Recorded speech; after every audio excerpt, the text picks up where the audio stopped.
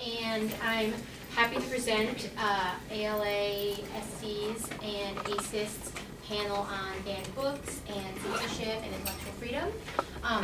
We have four wonderful speakers with us today. Professor Laura Saunders, Linda Schuller from the Beatley Library, Professor Rebecka Sheffield, and Stacy also from Beatley. And we'd just like to welcome all of you and thank you for spending time with us. And we're really excited to have a great conversation to start off Banned Books Week. Also, I'm going to be passing around this sign-in sheet, and so if you get a chance, write your name down. And thank you very much.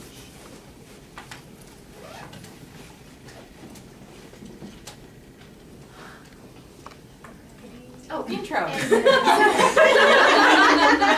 So each speaker is going to have about 10 minutes to present some stuff, and then we will get into some question and answer. And so, Laura, would you like to start? Sure. So I'm going to actually speak really briefly. I'd be much more interested in kind of answering your questions if you have them, or just kind of talking with you. But basically,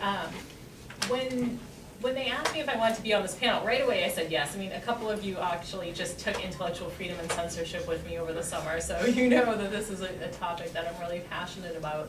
And there's a couple of things. I mean, I'll be honest, when I went into librarianship, when I started library school, it wasn't something that was at the forefront of my mind. And to be honest, I think that if I had stopped to think much about banned books or intellectual freedom, I would have thought that it was sort of anachronistic, right? That it was something that had happened at one time, but wasn't really happening now.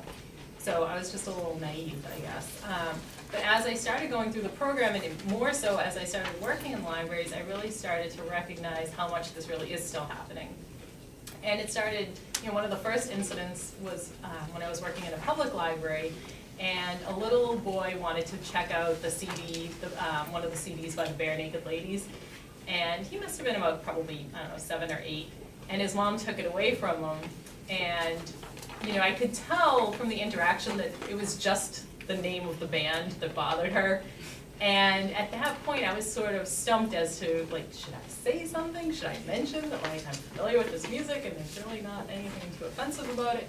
And, I was kind of unsure at that point what to do. And then later on, as I started working in academic libraries, and as I started thinking more about some of these topics, it was also brought home to me, and a few of you know this story, but I have a bunch of friends who are teachers, and one of them was teaching in the Lexington public schools at the time, and they had an incident where they used to send books home, little book bags home with the kindergartners at the end of the week. So each kindergartner would get a little bag with 4 or 5 books that the librarian had picked out, and not necessarily hand-picked, but just taken a couple books, put it in the book bag, and sent it home with the kids. So they'd have something to read over the weekend, and then they'd bring it back on Monday. And one of the kids brought home a book called What is a Family? And this book, if you happen to be familiar with it, basically it just talks about all the different forms that families can take, and it has reference to same-sex parents. And so the father came back to school on Monday and went straight to the principal's office and was basically protesting the fact that his kid had come home with this book. He was really upset by it. He didn't agree with the message that the book was sending and this and that. And the story itself kind of exploded, in part because the gentleman, and I use that term loosely, refused to leave the principal's office. Basically he told her, I won't leave, you'll have to call the police. He wanted this to snowball. And so she did end up calling the police. So of course then, he got on the news and he got a lot of attention, which I think is exactly what he was looking for. But what was interesting to me was how my friends who were teachers reacted at that point, right? They were all really kind of against his reaction and really supportive of, the idea that kids should be able to read what they want, and, and the fact that, we have to be able to represent all different people, all different kinds of families, all different kinds of communities, and they were saying, which was absolutely true, there were all different kinds of families represented at their school. By not being able to talk about one kind of family, even if talking about that kind of family maybe upset this person, what about all of the families that were of that makeup, and that he was saying we can't talk about what would it mean to them, what would it mean to their kids to be told that, you know, there's something wrong with that, we can't discuss that. So anyway, they were really they were all active, they were all like kind of excited to say that like this isn't the way it should be. And that was great, and I was really excited too. And then a few months later, another incident happened at the same school where a teacher had read this book, King and King, which again, if you're familiar with it, you'll know that the story is about this little boy who's a prince, and his parents have decided that it's time for him to get married. So they parade a whole bunch of little princesses by him, and he finds something wrong with each one. And in the end, he decides who he really wants to marry is another prince, and they get married, and that's the end. And so different family this time heard about it and started a whole new protest. And in addition to kind of trying to activate the community and get news coverage and things like that, this particular family actually sued the school and personally sued the teacher. And what was interesting to me this time around was how my friends reacted very differently. And their reaction this time was, you know, sometimes maybe it's better to just not go there. And, you know, it's not necessarily that those ideas are wrong or those lifestyles are wrong or anything like that, but you don't want to cause controversy and you don't want to get in trouble, and maybe it's better to just, you know, kind of avoid certain topics.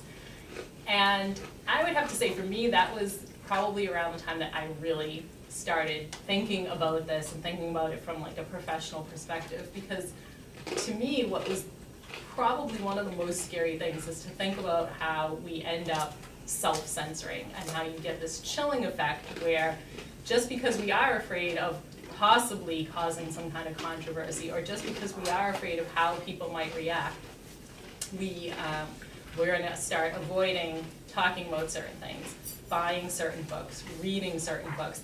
And we know that this, you know, it works both ways. We also know that certain books aren't getting published for the same reasons, right?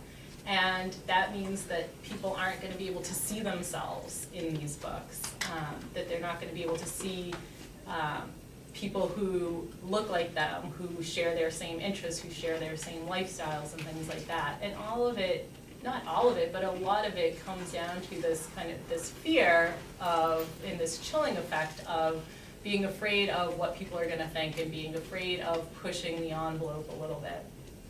So like I said, kind of seeing that happen with my friends in this sort of microcosm of this one little school really got me thinking about what intellectual freedom means and what censorship means.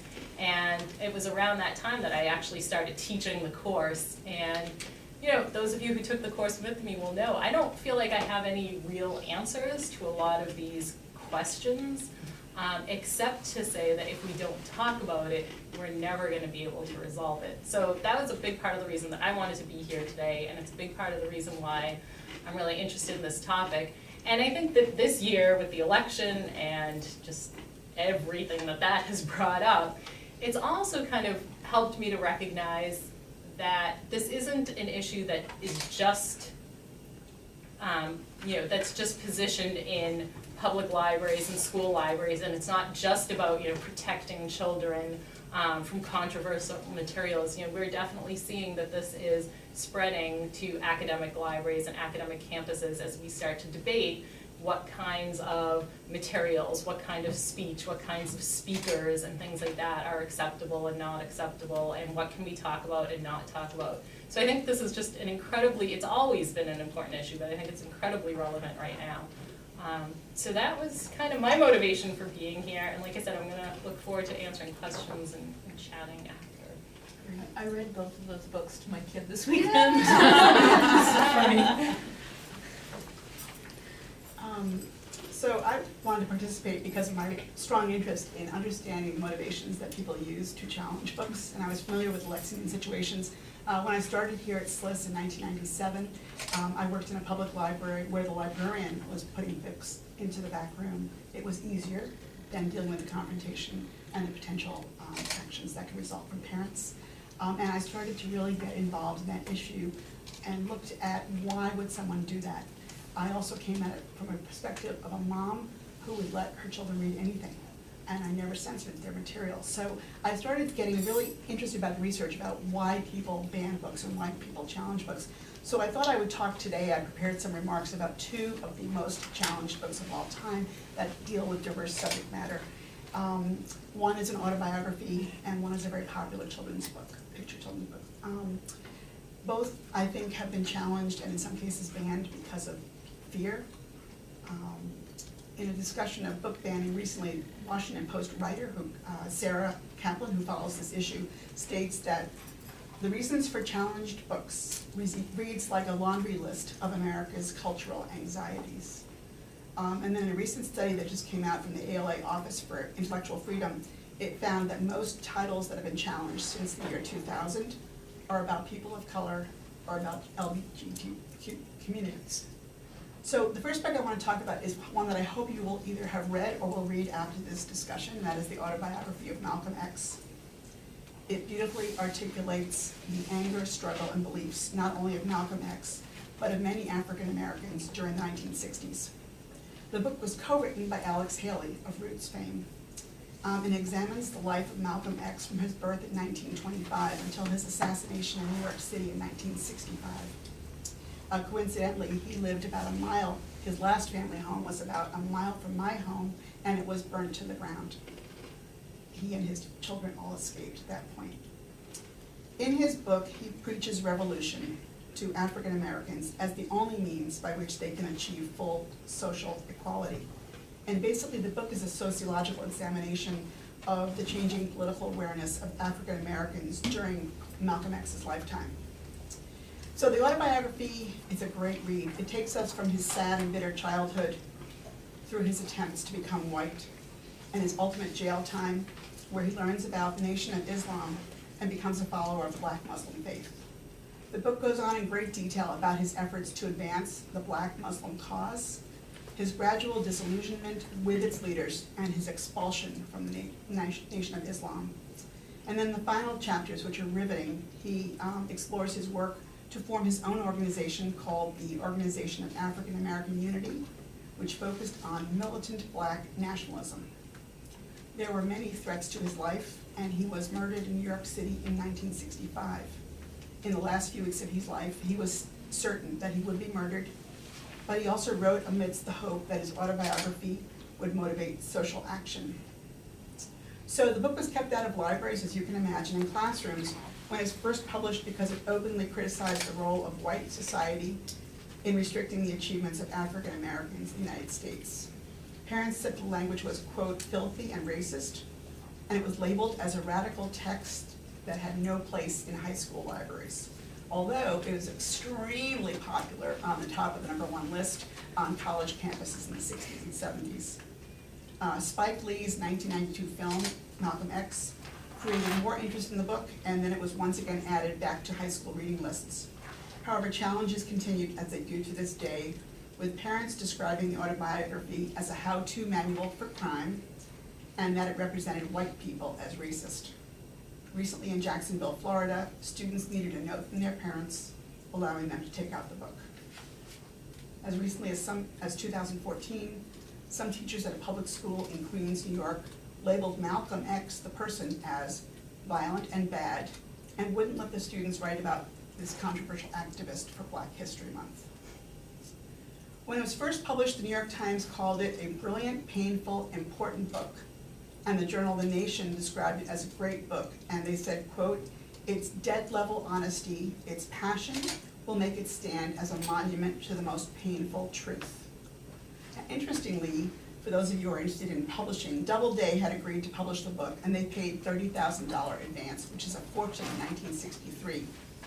In 1965, however, 3 weeks after the assassination of Malcolm X, Doubleday canceled their contract out of, quote, fear for the safety of their employees. Grove Press subsequently published the book that year, and it went on to sell millions of copies. Doubleday's decision is viewed by many as one of the most terrible decisions in corporate publishing history. The book has sold tens and hundreds of millions of copies and has been translated into at least 50 languages. So the autobiography of Malcolm X was different because it was the first glimpse for many of race relations from a black perspective. What Malcolm X argued was that blacks in America were being denied not civil rights, but universal human rights, and that those who denied these rights were in fact the criminals. He wrote in the end of his book, "You watch, I will be labeled as at best an irresponsible black man. I have always felt that the black leader whom white men consider to be responsible is invariably the black leader who never gets any results." So I recommend it to you highly. I'm very passionate about the book. It has been one of the most banned books since the ALA started collecting that information. So a little bit lighter subject now. I also wanted to look at one of the reasons for the banning of the book And Tango Makes Three. And I've been very interested in children's literature my whole life. In fact, when I came to SLIS, I thought I was going to become a children's librarian, but then reference sort of drew me away, and adult reference. And I was interested in children's literature initially when I heard that Charlotte's Web had been challenged. And it is actually challenged because of the animals talking in the book, and many people do not, or some people do not believe that animals talk. For sort of religious connotations, so, but it's still my favorite book. So Tango Makes Three is a lovely picture book based on the true story of two chin-strapped penguins who live in the Central Park Zoo. They watch as other penguins' nests are filled, and they try unsuccessfully to hatch an egg-sized rock. Eventually, the zookeeper finds a female penguin who is ignoring one of her eggs, and he gives it to Roy and Silo for their nest. They immediately take the task to hand, keeping the eggs safe and warm, until their penguin chick emerges to the two loving penguin fathers who knew just what to do. The zookeeper names her Tango, and she is, quote, the only penguin in the Central Park Zoo with two daddies. The book continues to create challenges to this day, as parents have labeled as brainwashing, and as one parent in California wrote, its homosexual storyline has been sugar-coated with cute penguins. The president of the Campaign for Children and Families stated a huge majority of parents would avoid this book if they knew it was brainwashing their children to support and experiment with homosexual behavior. You'll note the italics in my voice there. It has also received much praise for opening up discussions about alternative lifestyles. Professor Christine Jenkins of the University of Illinois School of Library and Information Science stated, it is different from many other gay-themed children's books because it was published by the mainstream press, and homosexuality in this book isn't a source of conflict. The characters are just gay and living their lives. In many instances, And Tango Makes Three has been the subject of much reshelving to new locations within the library. It is, in fact, one of the most reshelved books as the challenge solution. And also, many people have raised official challenges that have gone to state and Supreme Courts based on the fact they had heard about the book but had not read it. That's also a very common practice in challenges. In one challenge in Missouri, which I find extremely interesting, the library director removed the book from the children's fiction to the children's nonfiction section after parental objections. The library director said she, quote, read the book and consulted with zoologists about penguin behavior, unquote. The American Library Association challenged her move, despite her claim that she moved it, since it was a true story, to nonfiction. And instead they argued that she moved it after telling a newspaper reporter, quote, given that patrons rarely browse the nonfiction section, there was less of a chance that the book would blindside someone. In other arguments, the superintendent of schools in North Carolina ordered the book removed, even though he had not read it, but stated that he was opposed to any book that promotes a homosexual lifestyle to elementary school children. There have also been formal complaints that the book doesn't contain a warning that is about same-sex marriage and same-sex parents, and that the cover illustration is deceptive, for it shows two very cute adult penguins with their baby. Finally, recently in an Iowa school district, parents argued that it belongs in the parents only section, for the book normalizes homosexuality for children who are too young to understand this risky lifestyle. So finally, since its publication in 2005 by Simon & Schuster, And Tango Makes Three has topped the ALA's most challenged book list numerous times. In spite of numerous objections, what actually helped it stay on the bookshelves in many public and school libraries was the precedent set by the court decision in the case Island Tree Schools Board of Education v. PICO, in 1981, which ruled that a Board of Education's decision to ban certain books from school libraries violated the First Amendment. Professor Martha Magnuson of the University of Wisconsin has done a fabulous recent study on all of the different reasons that this particular book is challenged, and the list goes on. Her research is really fabulous. So finally, in a wonderful article that was entitled, "Gay Penguins Have No Place in Our Libraries," the co-author, Justin Richardson, states, "We wrote the book to help parents teach children about same-sex parent families. It is no more an argument in favor of human gay relationships than it is a call for children to swallow their fish whole or sleep on rocks." So I'm going to continue the queer theme, I guess. So my research often looks at the intersection of social movements and cultural heritage. And I'm here to argue for the premise that censorship is responsible, at least in part, for the development of a modern gay rights movement. I know it's a big claim, but let me provide some evidence. So who has heard of the Mattachine Society? Great, I can tell you anything about them. Okay.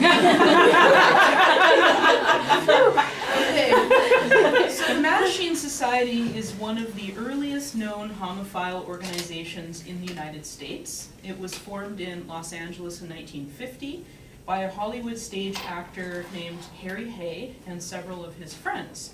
And for years it operated much like Alcoholics Anonymous. Members were considered part of a fraternal order and met in relative secrecy at members' private homes.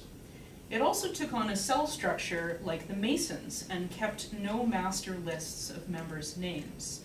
The name Mattachine actually refers to a medieval French secret society of masked men or jesters who used anonymity to openly criticize ruling monarchs.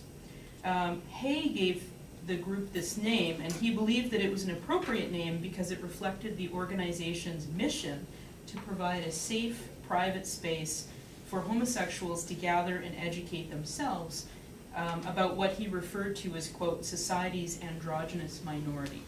And I'm using 1950s language here. Now, this time period was particularly repressive. The United States is coming into the McCarthy era. Everyone is pretty invested in conforming to a very particular picture of modern family. And really, the Mattachine Society itself was fairly conservative in its work to provide a safe space for homosexual men.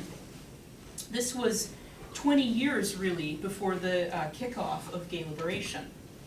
But something happened in 1952 which really rewrote the history of gay America.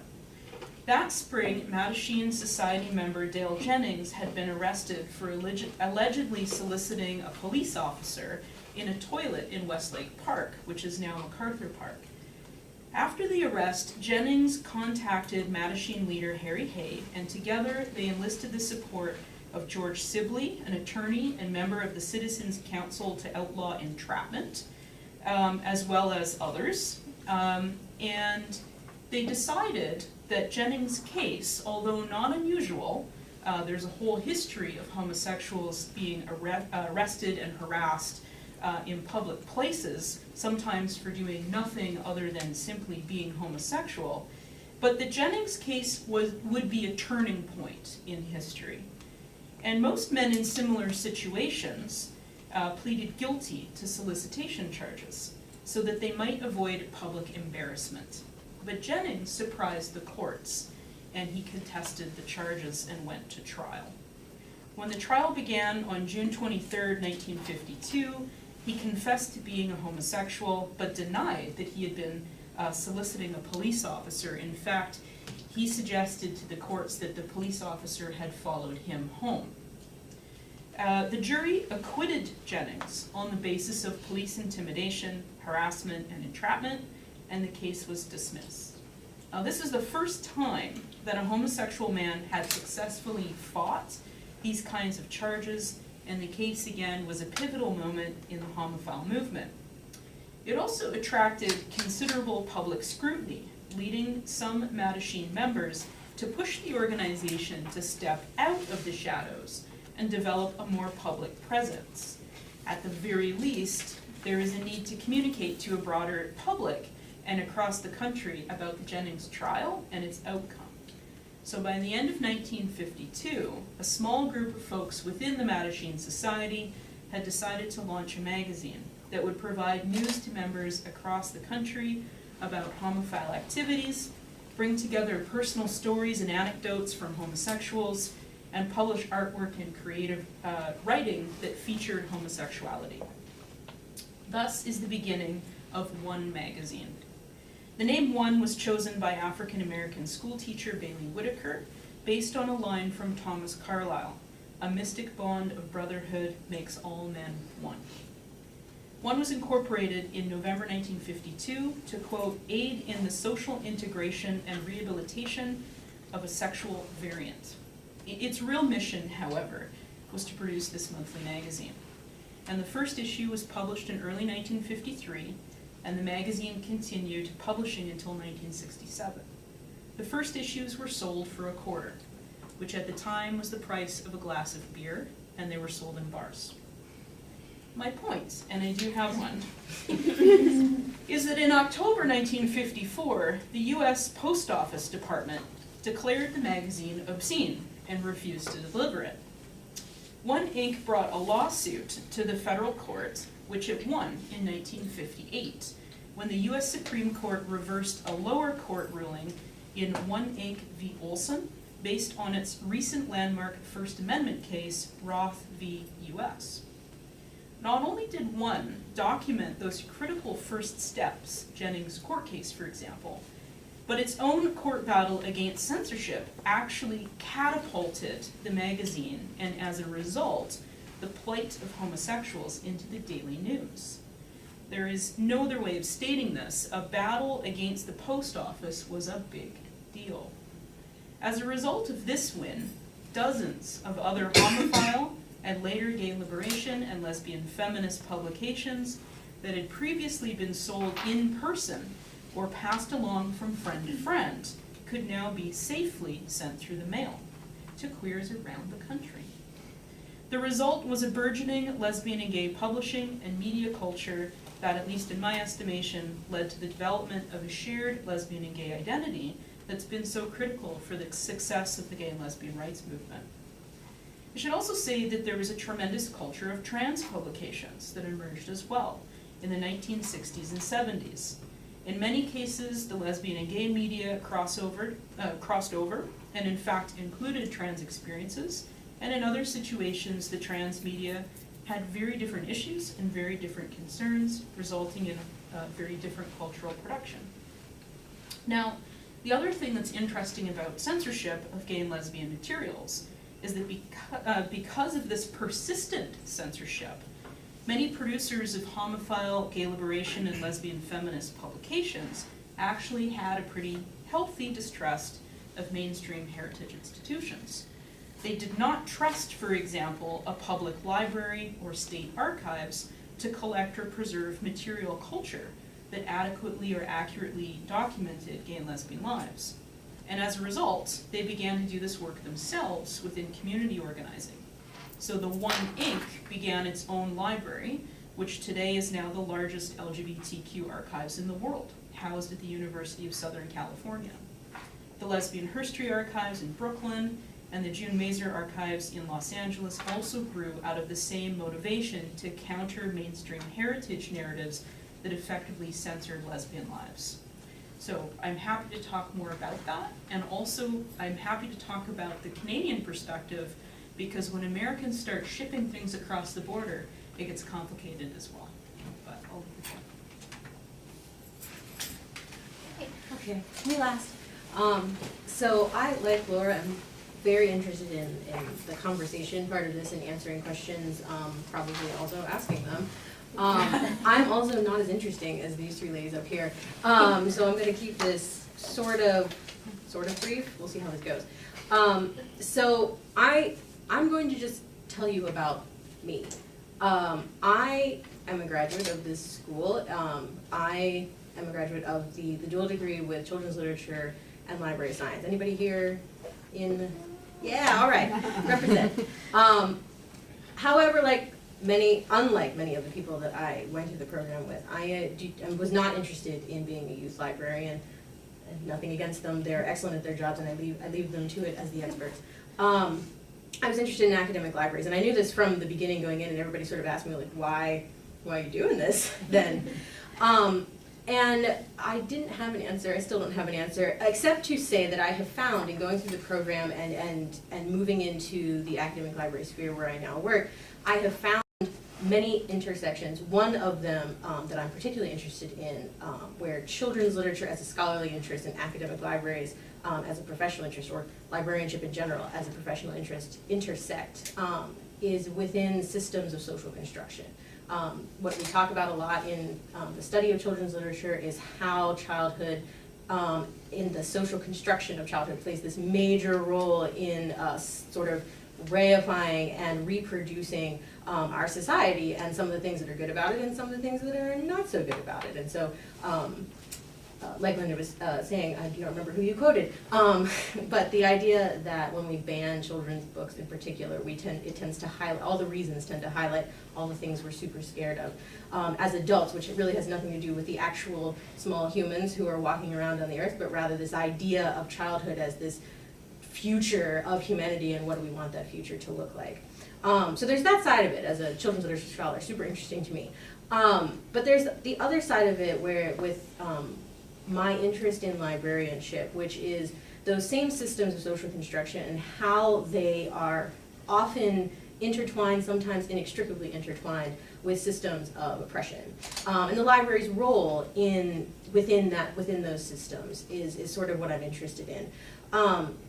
So, having all those interests, when I started working at Beatley, I built the Anti-Oppression Guide, which is available for everyone to see. If you haven't seen it, please go on and look at it and send me feedback about all the things you want to change, which I'm happy to do.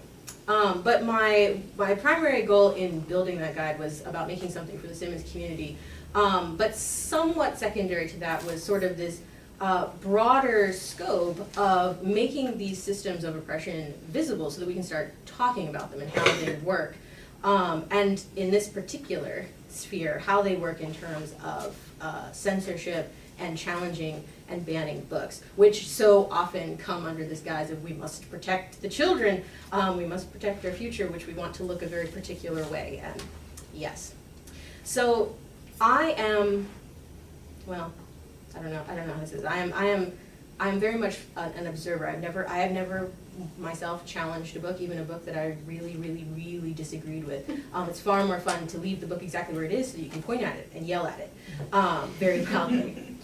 However, being within the children's literature world, I have sometimes taken part, which was a questionable decision, but sometimes taken part in discussions around recent children's books that have sort of come under fire about particular kinds of content. So probably, and I think this probably came up in your class, the publication, or whoops, we're not going to publish it, of George Washington's Birthday Cake, or whatever the actual title was.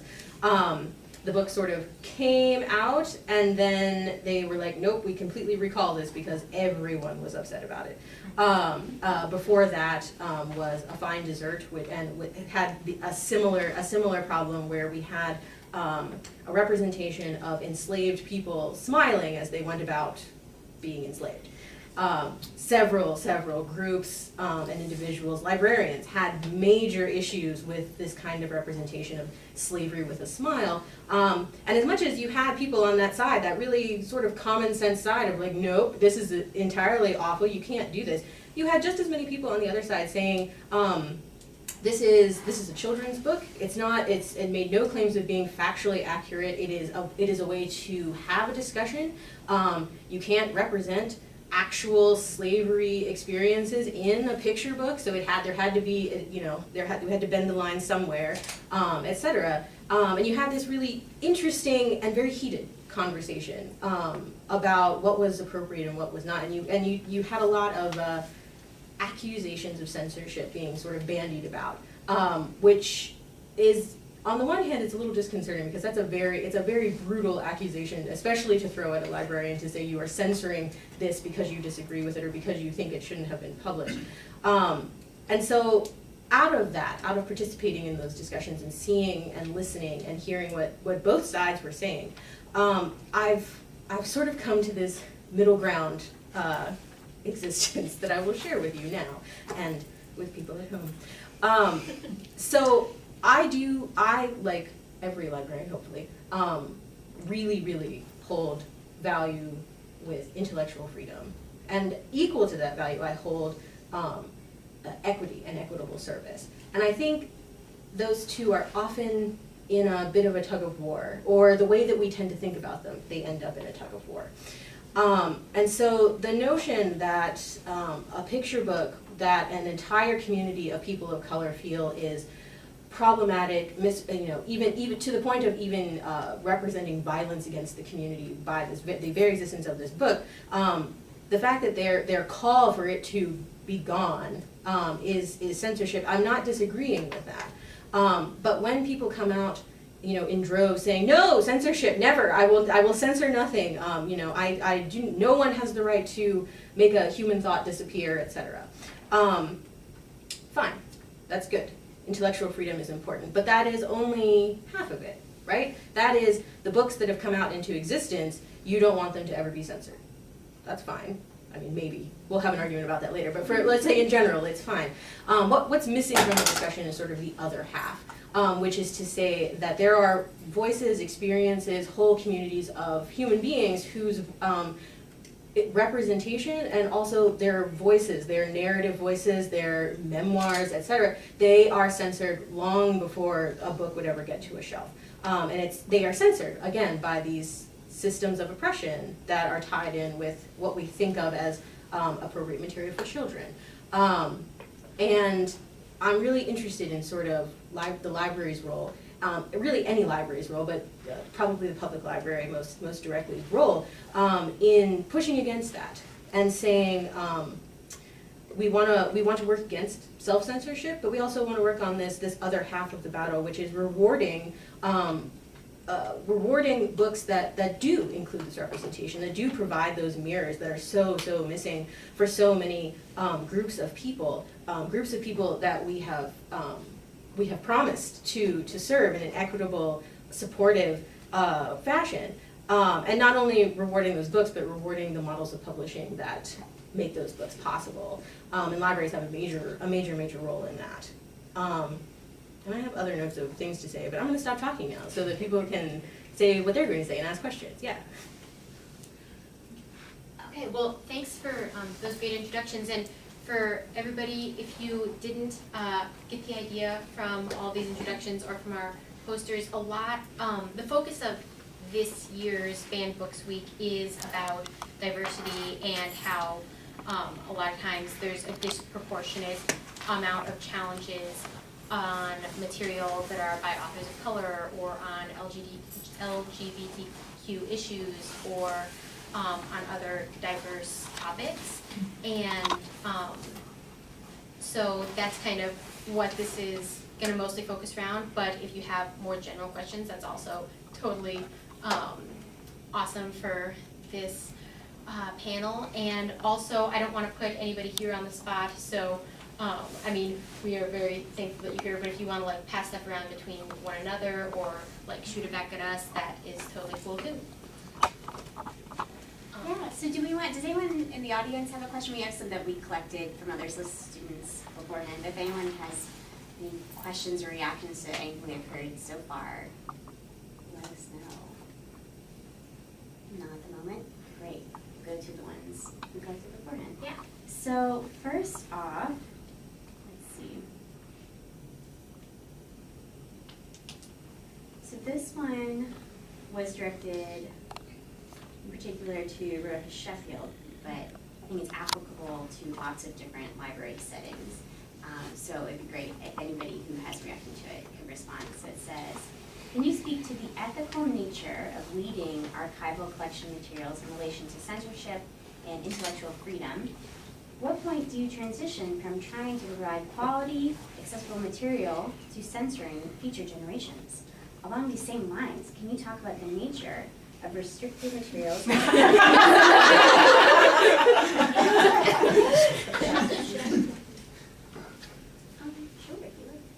Sorry, did you guys by chance bring copies of these questions? Yeah, I got it. Okay, got it. If you didn't, I can print them out. I just do that. Sorry. Small. That might be easier. Yeah. So first of all, it's rare to even talk about weeding archival collection material because it's usually called culling. So I'm not sure if that's a particularly American thing or if it was submitted by a librarian. When you are processing a collection, there are ethical considerations, but there's also practical considerations. You do not need 12 copies of the same minutes from the same meeting.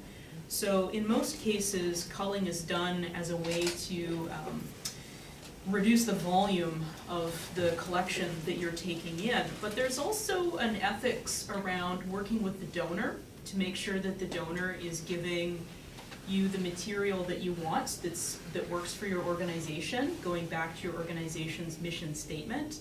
What you end up culling may be very different if you were an art collection versus a community organization or a mainstream archives. And also thinking about privacy concerns are probably the one that speaks to me the most. I think that no matter what, the archivist has intervention in this process, and so it really depends on their personal ethic and the organizational ethic. But I also feel like there is an obligation to not necessarily protect people documented in the records, but to at least give them a wide berth of sensitivity. So for example, it's less likely that you would cull sensitive material than you would place a restriction on it for a certain period of time. So you might have, for example, private letters sent between a husband and a mistress that were part of an extramarital affair. You might choose to restrict those for the lifetime of grandchildren, 75 years.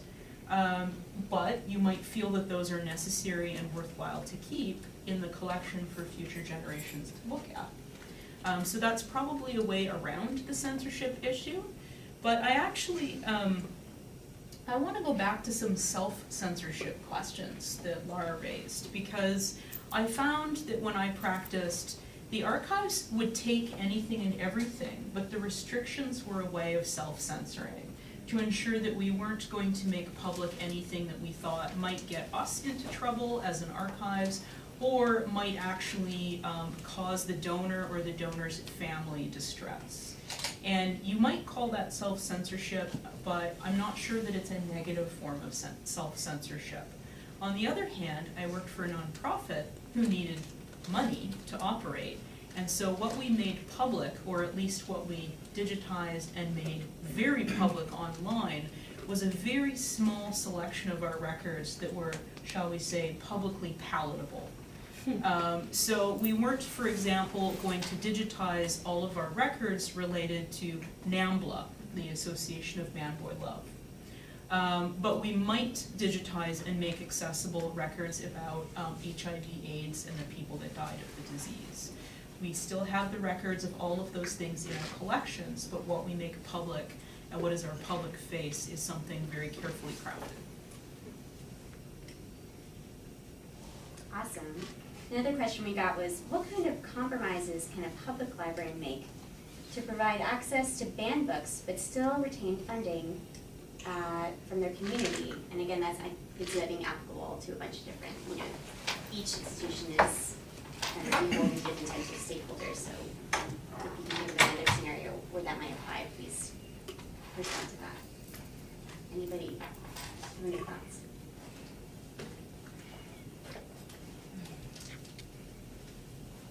I think that it's very challenging, right? And I mean, it's something that I think that we talked about a little bit in the class over the summer.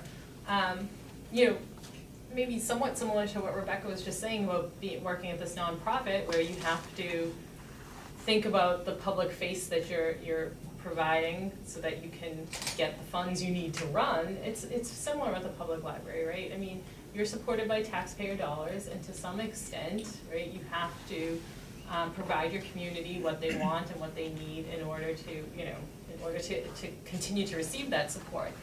I think, one of the questions that comes up is what is really, and this is really kind of situating it in a public library, what's the mission of the public library? And is our mission just to provide our community, just to reflect our community, to provide our community with what they want? Or is our mission something broader, something maybe a little bit more idealistic, right? And if it is a little bit broader, right? So if our mission really is to try and provide diversity of perspective and to try and provide a range of materials and things like that, regardless of whether or not that's exactly what our community wants, then I think we have some obligation to do that, right? The other thing is, when we talk about our community, we're never just serving one group of people, right? So there may be some loud voices that are going to object to some of the material that we have, that are going to make some challenges, or that are going to say that they're going to pull their tax dollars. And it's not to say that that's not realistic, right? even if that group is not a majority, they may be able to sort of provide the, they may have the backing to do that, right? But I still think it comes down to a question of, like, what are we trying to achieve here? And do we want to create an institution that just reflects back those groups of people, those voices that are already being heard, or do we want to create something that pushes beyond that a little bit? So, even along the same lines, I mean, I tend to have a lot of questions about things like patron-driven acquisitions, for instance, right? In the sense that, to what extent are we just going to, if we over-rely on patron-driven acquisitions, to what extent are we going to create a collection that just reflects, again, the people that are already using our services and already feel empowered to ask for what they want, if they don't already see it on the shelves and things like that. So I don't know that that really answers the question, but I think that, we are always making compromises, but I think we really need to think about whether we're making compromises just for our comfort, just out of fear, or because we don't want to create a controversy, or if we're making compromises because it's something that's realistic. Another question we received: what are some ways current SLIS students can combat infringement on intellectual freedom? Thoughts on that? Leading now, students. Well, I think that might be a good one to kind of turn back to you guys, Yeah, right? anyone have any thoughts I mean, on that one? I'm happy to answer. I'm happy to talk. Yeah, please. You could participate in the Radical Reference Group. They do a lot of work related to intellectual freedom. Other thoughts?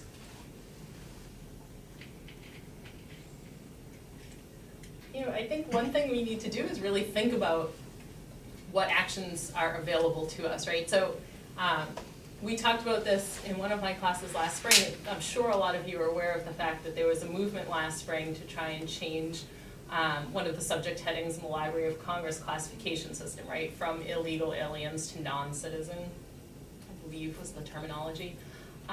And what I think is fascinating is that it was a group of students at Dartmouth that started that petition to get that changed, right?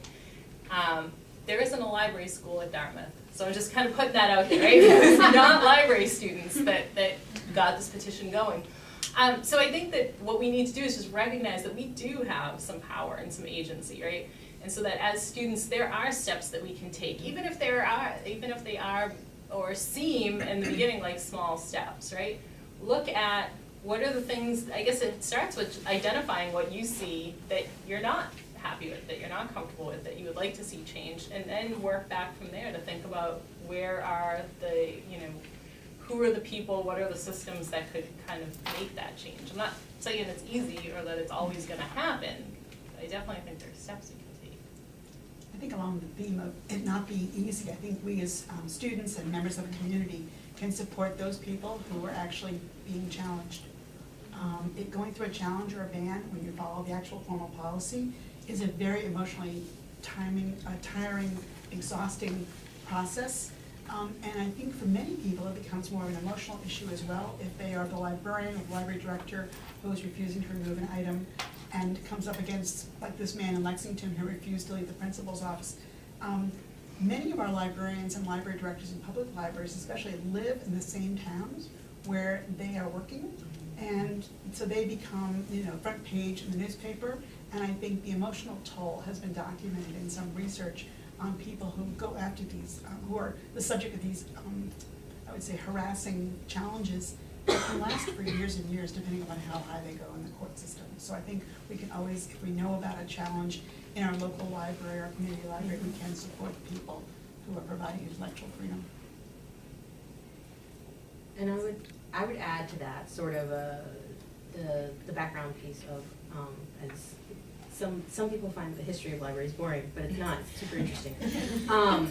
But in fact, turning to that history, the history of your field that you are coming into, and looking at the role that the not so great role that libraries have at times played in sort of whitewashing, straightwashing, marginalizing the non-American folks.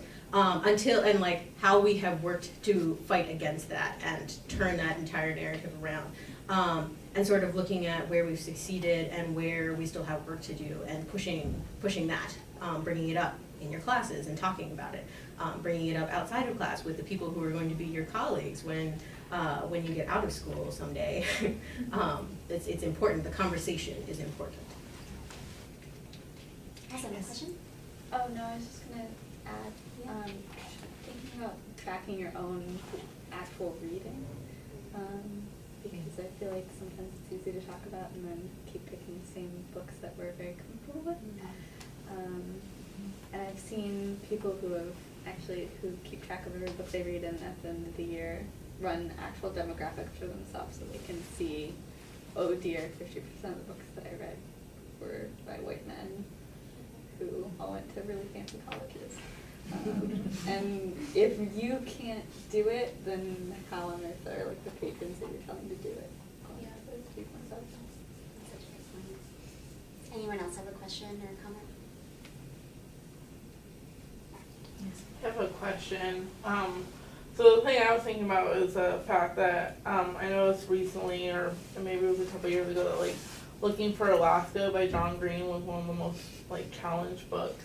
But I also know it was a really popular book. So like, how do libraries balance that with it being like a popular book that a lot of patrons might want to find or check out, but yet it's also getting challenged and there's controversial items inside the book as well?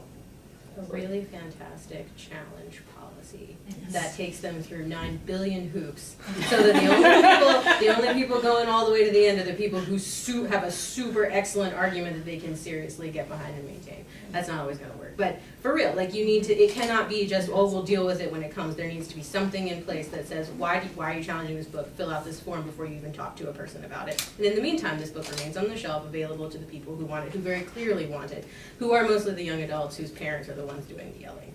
That's not always the case, but often. And Looking for Alaska is specifically an issue with, I think it's suicide, and then also some other elements, probably swearing as well, as those young adult books include it. And that like it's not a flippant concern. It's not something like, oh, that's not how I spell color. You put a U in there. It's not sort of nonsense. That is how you spell color.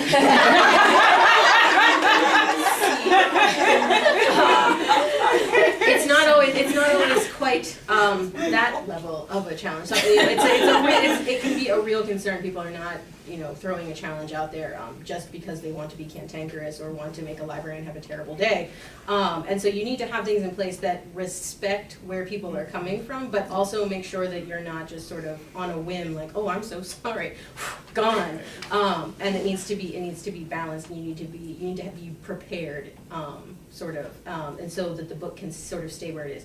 And along with the challenge policy, you also want lots of reader advisory materials. You want, when the parent comes and says, I don't want my kid reading this book, you could be like, that is fantastic, sir. You let your kid know that they're not allowed to read the book. I'll leave that to you. And in the meantime, here's an entire list of other books that have similar themes without this thing you don't like, or have a similar colored cover if that's what your kid was going for. So you've got these alternatives that don't have to involve this thing, but don't necessarily shortchange the actual reader involved. Yeah, and policy is absolutely critical. When I worked in public library, as I mentioned, the librarians were doing quite a bit of censoring themselves, and particularly the children's librarian, and it became very evident to me that they didn't have a policy. And I'd like to say that I take a little bit of credit for the creation of their policy, certainly because I was taking really good courses here. But so here, the basic situation was that the book had Heather Has Two Mommies. It was out for about 2 or 3 years at that point. And the children's librarian did not want it in the collection, and so she put it into that infamous back room where many things lived. And so two particular women in our community requested it, and it would be purchased through the acquisitions department, and they would come and check it out. It would be returned, and the children's librarian would put it in the back room. And this went on until we had 8 copies of the book. And there wasn't much discussion at first because the patrons really didn't want to make a scene, but they decided to see what could happen. And I eventually was talking with the library director and just said, we really need a policy here because, and she was not aware, it was also a management issue, was not aware that these books were being put out of circulation. So policies are really important. And I just want to also build on something that Stacy said, that is, we do want to be respectful, right? Even of patrons who are bringing us challenges. And to try and understand where they're coming from. Granted, yes, some of them are going to be jerks, like that father that I was referring to in Lexington. Like, some of them have an agenda from the beginning. They're not going to have their minds changed. They're not open to that, right? But some of them have some legitimate concerns, and they may really just not understand the content, or they may just really be worried about what's going to happen to their kid, you know. It's not always an issue of like, I'm afraid of my kid like learning about homosexuality and trying it out, but sometimes it's, I'm afraid of my kid like being scared or not understanding, or something like that. So I guess all I'm trying to say is, it's easy to sort of villainize someone because they're not coming at it from the same way that we are, but I think it's helpful to try and take a step back and be respectful and hear them out. And I think a policy and a form and all of that helps with that because it puts it into a process. And then if they really are a jerk, then you deal with that when it comes. Is there a question over? Yeah, it was kind of on that realm. How do you feel about trying to educate the offended patron? Do you think that part of the policy should be trying to educate them about where the book is coming from, or is that just something too sticky to mess with? Education's always too sticky to mess with. That's why I mess with it, because it's fun to play with. I, having worked in a public library for all of 3 months as a temp, I would say that that's where reader advisory can sort of come into play, where you can, because when you say, well, no, sir, let me tell you, as a concerned dad, let me tell you all about all the things I know about this book that you don't know, that can come up kind of bad. And it's also not really your role, like, the person has their opinion about the book and you can change their mind through sort of indirectly. So when you do reader advisory and say, oh, this book is extremely popular, and I think I know why, because you as a librarian have read the reviews, you have been keeping track of this because it is a controversial book, you have been keeping track of what the blogs are saying, of what various folks are saying, voices that you trust in the industry. And you're going to then present that and say, some of the major themes in this have to do with this, and that seems to be where that's really what the scaffolding that's hanging onto this popularity for most folks. And we have so many other books that also deal with this. So like, while this book certainly isn't for everybody, I mean, clearly not for everybody, there are a lot of books that do something similar, that talk about these themes. Or you can say something like, a lot of people have found this a really great opportunity to talk about some of the issues that are in here, but if you don't want to do that, again, and sort of like provide an option and sort of not so much Well, you don't know what you're talking about. Let's sit down. Let me tell you all about why Looking for Alaska is the best book ever. And you're just completely mistaken, because it can come off sort of as a dismissal of often real concern, even if it comes out of a sort of a jerky place. And like sometimes they're willing to hear you and sometimes they're not, but the fact that you're offering alternatives and saying this book doesn't need to exist for you, this book needs to exist for others, but it doesn't need to exist for you, and here are these other options that we have for you because we're about serving you at this moment. That can sort of be the sugar that helps the medicine go down. Is there another question over here? Oh, it was sort of related to what Laura was saying. I was thinking about something that somebody said at a Banned Books Week event last year. A librarian who had been through a challenge of the book Daddy's Roommate mentioned how difficult that was for her, but she made the good point that while going through this challenge, she interacted with a number of conservative people, a number of Christian people in her town, and asked, hey, we know you don't like this book, but are there things you would like to see that our library does not have? And then she went ahead and purchased those books. So when addressing people that have concerns, it's important not just to address their concerns about a specific book, but find out what their needs are, and if maybe we aren't serving their needs, and if we serve their needs better, maybe they'd be happier and possibly even less likely to challenge things. Awesome. Any other questions or comments from the audience? Let's take another from the internet. So I wonder if you guys can identify any single most pressing concern for librarians right now, or emerging librarians, archivists, museum professionals, etc., when it comes to intellectual freedom, censorship. Is there anything that seems particularly important at this moment? What's important?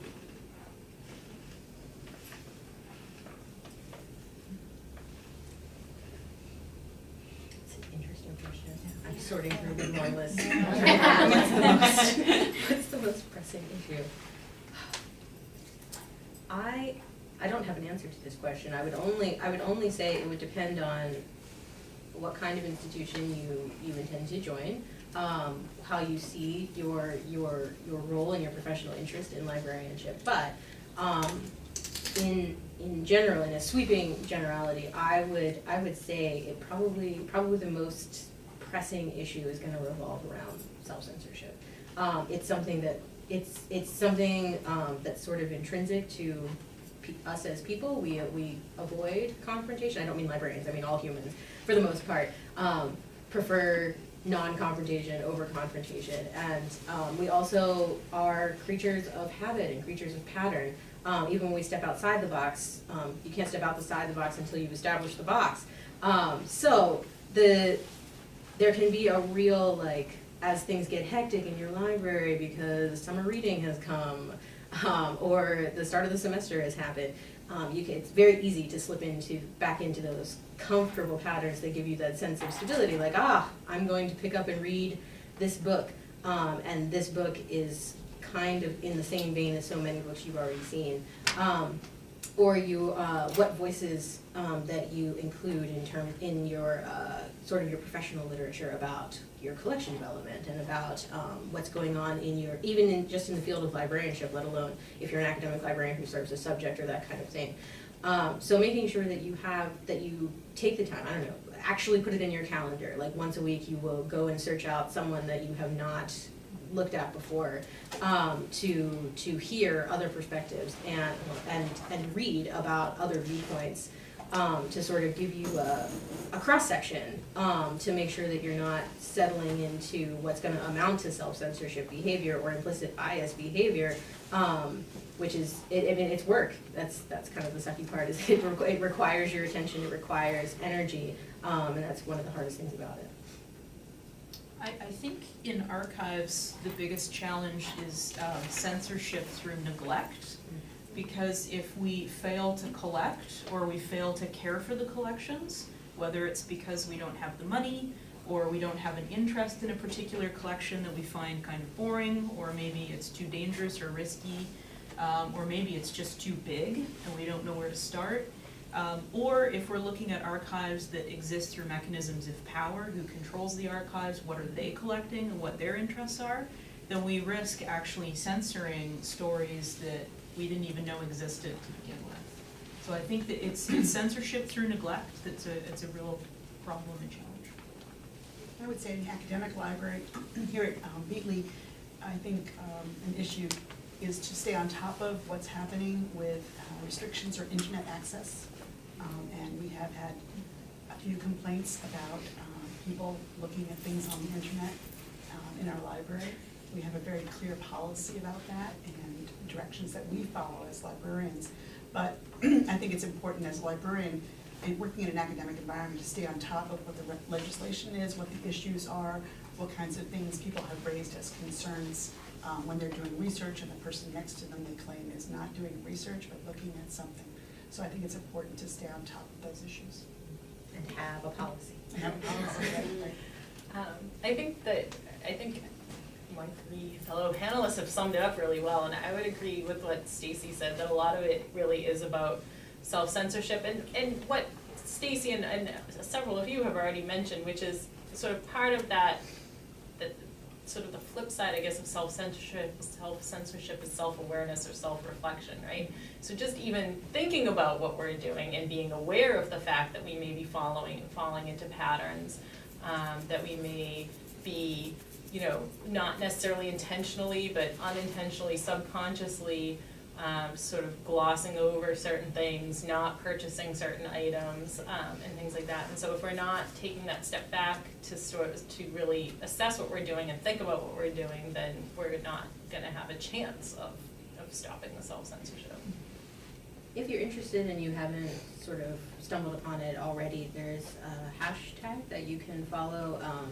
It's called Critical Librarianship. The hashtag is CritLib. Really interesting and very useful conversations to sort of keep track of before you're in the field, and then very fun to implement once you're there. Awesome. Other questions? I have a question. So just like some of the things that you've been saying about keeping up with relevant information and like getting different perspectives and voices from like people that you trust in the field. I mean, right now as a student, I feel like I'm getting all of this stuff and I'm like, oh, I never heard of this before, this is great, and that just from like classes and things. And I'm not doing a lot of my own outreach to educate myself because I feel like I'm already kind of being inundated. But I'm sure that my life isn't gonna get like a lot less busy once I'm actually working. And so do you have suggestions of like good places to look so that I know that I'm getting a broad like reference base of who I'm hearing from? I was just gonna say, I mean, there's a couple of blogs that I think are really useful. I mean, first of all, I would definitely second what Stacy said about the CritLib hashtag, and I think we have a website now that archives some of their past discussions and stuff like that. But also In the Library with the Lead Pipe blog and the Feral Librarian blog. The Feral Librarian is Chris Borg's blog, so it's all pretty much her posting, but In the Library with the Lead Pipe is great because it has guest bloggers, and once you find somebody, you can start following them on Twitter or look to see where else they're publishing and stuff like that. So I think those are both great. I also would recommend that there are a few good blogs like that. The ALA's Office for Intellectual Freedom is a great source. It's updated very frequently. They also post information that you can scan about recent cases that they're supporting, because when someone does file a challenge, ALA's office will often get involved and provide support to the library. And there are similar organizations that do that within the Society of American Archivists and probably other organizations. And also some of the journals, like School Library Journal, they will report little blurbs on cases, and it's worth it to sometimes just follow those cases. In terms of archives, there's Jarrett Drake, who's my favorite person these days, and Emily Drabinsky, also part of the CritLib, Emily. And there's also an emerging scholarship around critical archival studies, which would be Michelle Caswell, Ricky Prinz-Allen. There's other names I could throw out, but it's really an emerging body of literature that talks about those silences in the archives that we're not adequately capturing. I think that's, yeah. Awesome. And I would add Burgess Jules. Yes, yeah. There is a blog, and I'm not gonna remember the name of, but it includes the words librarianship and social justice. It's basically an unjournal where the blog itself is meant to be a journal, where each post is an essay.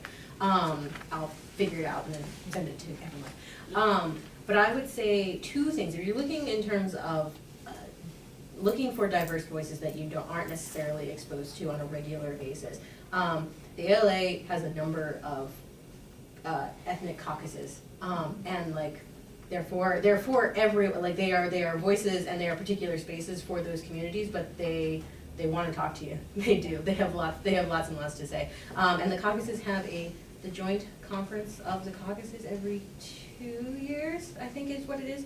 And that's another thing, going to actual conferences and like hearing different panelists and listening to what they have to say, because that can be sort of a they get professional development points for going and presenting, and you get to hear them as well. So that can be useful. And I was going to say one other thing, and I don't remember what it was. So yeah, conferences, and reach out to networks that hopefully you are starting to build and get involved with. Yeah. And yes, in the library was a website for life. I was just gonna add another resource. There's Info Docket, which is run by the Library Journal and Gary Price, but it's basically like he just puts in a ton of different news articles that like link out to all these different things, and you can follow sort of URL paths that way. Awesome. Any other questions? Okay, another one for online. The question was, do you have a favorite banned book? And I think we could expand that to, banned media, or maybe not favorite, but one that's near and dear to your heart for whatever reason. So everyone has a response to that. Many favorites. I mean, like I like most banned books tend to be banned for reasons that I like them. Like books that are banned because they upend Christianity in some way, or they have the occult, tend to be like fantasy and sci-fi, which I love. So like one of my favorites would be A Wrinkle in Time, which is like the triumph of good over evil. You're wondering like who's gonna have a problem with this book, and it really is. It's like, well, there's 3 witches. There's powers, happening that are not given by a recognized Christian deity, so lots of people had issues with it. There actually also was a challenge, I forget when, but it was an unrealistic depiction of women in the sciences, and they felt that this was damaging because it was an unfair role model to have in a book for that girls would be reading with a female protagonist. Like, no, like you can't have a mother in the sciences or anything like that, because that gives them far too high of a role model to shoot for. Boo. But currently my favorite banned book is The Absolutely True Diary of a Part-Time Indian by Sherman Alexie. Coming from a Canadian perspective, I grew up in a town that by 2020 will be 50% First Nation and Métis, and books like this are so rare and so special, and it helps so many people, and yet it's the one that gets taken off the shelf the fastest. Right, it's one of the most challenged books that's out there right now. Yeah. Exactly. I have a couple of titles. I think Are You There, God, It's Me, Margaret, for its bravery in touching a subject that was never written about before. I recommend it highly, and I did get it signed by the author at ALA a few years ago, one of the highlights at ALA. So, as I mentioned, Charlotte's Web, because to me I think it's just a fabulous piece of literature, and the fact that the animals talk doesn't really bother me. I also happen to like anything by Toni Morrison. I think The Bluest Eye is one of the best books. I think Beloved is one of the best books. They're very hard books to read, very, very challenging, but I think it's part of my education to step outside of my comfort zone and read those really, really hard books, and she is a master. I guess Heather Has Two Mommies, because also it was out there in the front before more books about same-sex parenting was very commonplace. It's also, I think, beautifully illustrated and well written for parents who are trying to discuss that subject. Those are a few that come to mind. Yeah, It's hard. I was gonna say the Bible, not because it's really my favorite book, but just because I can't believe it, it's just interesting to me that something like the Bible or the Quran or something like that would be banned. Yeah, it's hard to say, but one that actually kind of resonates with me is Go Ask Alice. Partly because I didn't read it at the time, at the age when it probably would have made sense for me to have read it. I didn't even know about it, and so I actually read it in pieces when I was working the circulation desk at the public library, because it was on the required reading list for the high school that year. And so every time it came back, like I couldn't check it out because all the students needed it, but every time it came back, I'd just read a few pages. And it just was, I was just so, I don't know, I just really kind of engaged with it, and I thought it was really, just a really kind of powerful story. And then I found out later that it was fake. That it wasn't really a diary, that like some 60-year-old woman had written it. Kind of, even though that kind of that's what I was gonna say. Like, even though that kind of made me sad in some ways, I have to say, like, I just really kind of, I don't know, there's something with that book that I really like. Can I just throw the question back and see if there are others? Yeah. Any favorite band Favorites? books in the audience? All of them. You should come out and check out our book display that Bridget recently created in the library. And I invite you to write what your band book, our favorite band book is, on the posters in the library as well. So. Get your picture taken with reading a banned book. Yeah, and I have a comment about the book display and about the Absolutely True Diary of a Part-Time Indian. That one is not on the banned books display if you're like headed to the library and want to get it, because it's on 3-hour reserve, so I just wanted to put that out there if you're looking for it. There is a second copy. Oh, good. Yeah, I lied. I found a second copy, and well, it could be checked out by now, but it was there Saturday night. N.T. Anderson's Feed. That was banned at my high school the year after I graduated. And it was one of the books that I read in, Honors English 10 or whatever. And I'm looking at this going, K? Like, this is of all the books that we read in high school, this is the one you're gonna try to ban? Okay, I mean, whatever. Another? Related to Wrinkle in Time, I wrote a thesis project on Wrinkle in Time and Bridge to Terabithia as a pair as censored novels, because in Wrinkle in Time they actually, the other reason is because of the universalism, theological universalism, but Bridge to Terabithia, no parents ever got to the universalism in it until the movie came out. They were just like, I don't know, they said God and damn like 2 times, and it's my favorite because no one actually read the book before they banned it. And was the Philip Pullman book ever banned here? Is Dark Materials? Yeah. Oh, yeah.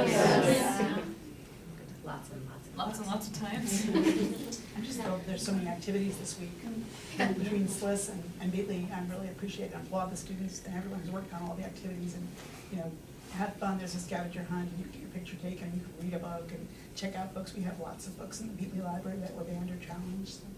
Awesome. Another book? I was just looking it up to make sure because it just came out a couple of years ago, but there's this young adult book I recommend by Rainbow Rowell, Eleanor and Park. Oh, It's yeah. just becoming like something that people are fighting about because it's like abusive They don't- household, yeah. it's even like an interracial relationship and teenagers. It's just like all sorts of things that conservative people can get angry about, but it's like a really excellent book. And how my friend got me into young adult fiction. It's good. I highly recommend it. Young adult fiction is always banned. Well, so I have 2. So one of, I'm a huge fan of John Green, and it was like challenged at my mom's school. She teaches at Montessori school, and a lot of her students were reading it, and she had parents specifically state that they did not want it in the library at all because they didn't want their kids to even have a chance to read it, which I found interesting. Which then my mom kept calling me, being like, "Well, is this book okay? Is this book okay?" Because she wasn't sure. So you became a reader's advisor. And then perks of being a wallflower is like a hugely banned book because there's so many controversial things in it. And I love that book. It's like near and dear, and I love the movie too. And I think we're having a screening this week, Yeah. right? I think Thursday. Doing it on Thursday. Thursday. So I would add to this that, just to keep in mind, like the system of challenging and then possibly banning a book is kind of dependent on traditional publishing, which has, again, like I said before, has already excluded a whole bunch of people and a whole bunch of voices before that you ever get a chance to read it and possibly yell about it and get it banned. So to say a ban before it got to the library book, I suppose is the way to say it. I have one of my favorite books is by Zetta Elliott, who's an author who self-publishes a lot. And I know when it, like, as a librarian, you're kind of like, oh, self-publishing. Well, that's nice. I can't do a lot with that, and we don't really have a system for evaluating it and getting it on the shelves, et cetera, which I hope more people will explore.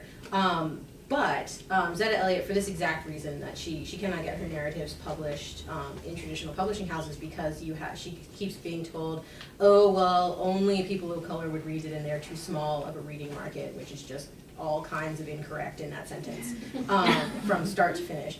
And also, she's been told a lot that she has the gamut, picture books all the way to new adult, what might be considered new adult books.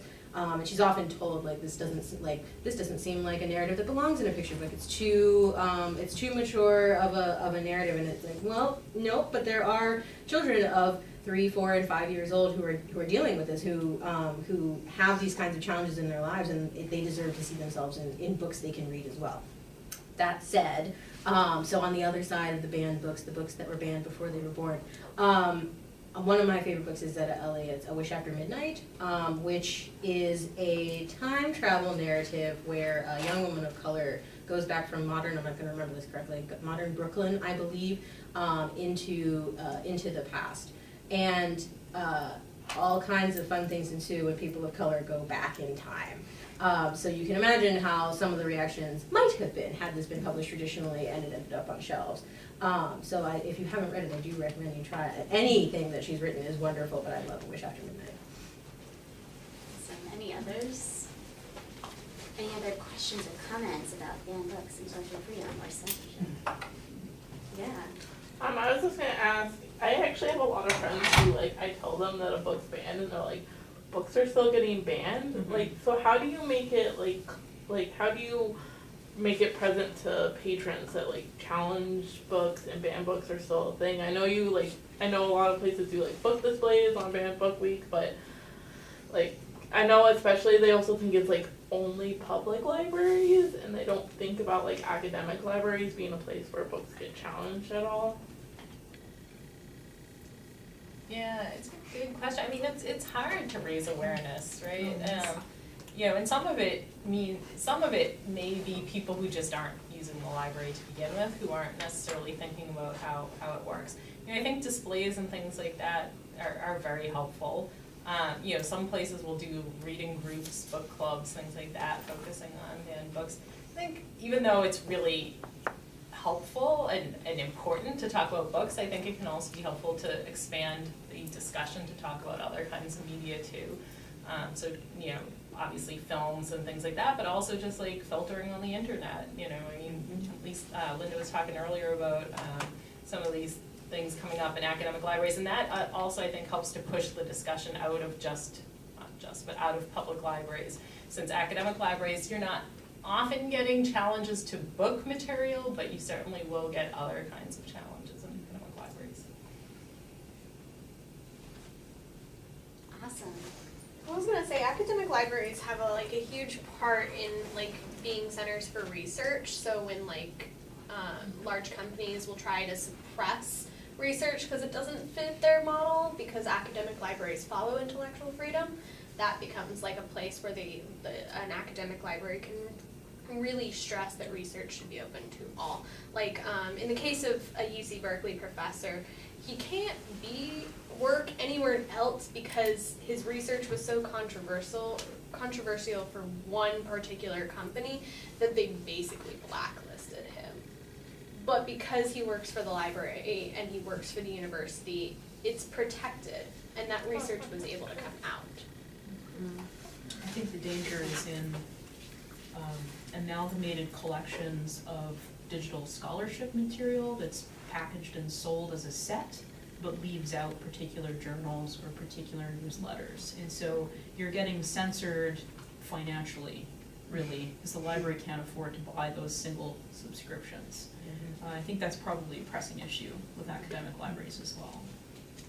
And the same deal with trade publishing happens with academic publishing, where the traditional models tend to exclude particular kinds of voices, and the way that research is valued and the way that faculty continue to be faculty, and how the publishing that they have to do to keep their jobs is very rooted in a fairly capitalistic, problematic, ultimately oppressive system. And so the academic library having a role. Say it like it is. And so the academic library having a role, particularly what I and Linda do in terms of subject librarianship and also information literacy instruction, is to highlight that the traditional scholarly publishing is not the only place that scholarly conversations are happening, particularly not with the the conceit of the internet means that conversations are happening all over the place, as scholarly voices that cannot find their space in traditional publishing are very much finding a home in really lovely unfiltered blogs that are just beautiful. And so highlighting those as alternative things and rewarding those models of publishing that aren't the traditional things, so that they gain more value and gain more traction. And that's particularly academic libraries. But your other question about sort of how you raise awareness, I would also say that it's important to highlight the fact that banning is a particular thing. It means that a challenge has gone to the point that the library has actually pulled the book. The institution has pulled the book. It is no longer available to the community. But challenges happen all the time. They often peter out. People are not willing to go all the distance that the policy makes them go. But they happen constantly, and it can be as simple as, I don't want my kid to see this. It can be something like, I don't want to see it when I walk in the library, or the time-honored, my tax dollars pay for this, so it should be exactly what I want, because only my tax dollars go into this entire building. And so regular workshops talking about books, and talking about what wouldn't exist if every challenge were to get its way, which would literally be everything. There would be no things except carpet in a library, and not even carpet, it would be 1,200 different kinds of carpet if every challenge got their way. I had to challenge this carpet. It's lovely. They spend so much time picking this. The collaboratory, it's lovely. Probably another topic for another time is the banning and challenging of textbooks. And if you want to stay up on that situation, I would look at what's going on with the state of Texas, and has been going on in the state of Texas for decades. So because they are the largest purchaser of textbooks in the country, they often set the agenda for what's included in some textbooks. So you can certainly go to Texas Library Monthly, you can look at certain cases, but textbook banning and censoring is another whole discussion. On that, another thing to look up if you're interested in that is in Colorado, the Jefferson County School District tried to remove the slave portion of the U.S. history textbook for their AP US history. And people protested, students walked out of schools for that. That's unfortunately not uncommon. So that's something that's an interesting thing to look up. And again, also something that's happening long before a book is on a shelf, but happening in the publishing world, where librarians can be like, I don't think so. Nope, not gonna buy this book. No. Awesome, well, we're getting right about on time here. So we'd just like to say thank you to our amazing panelists. And this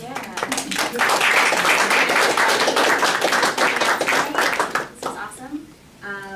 So please stick around, enjoy some more food, keep the conversation going if you like, but thank you so much for coming out, and I hope you enjoy the rest of your banned books. Read all the banned books. Yeah, check them out.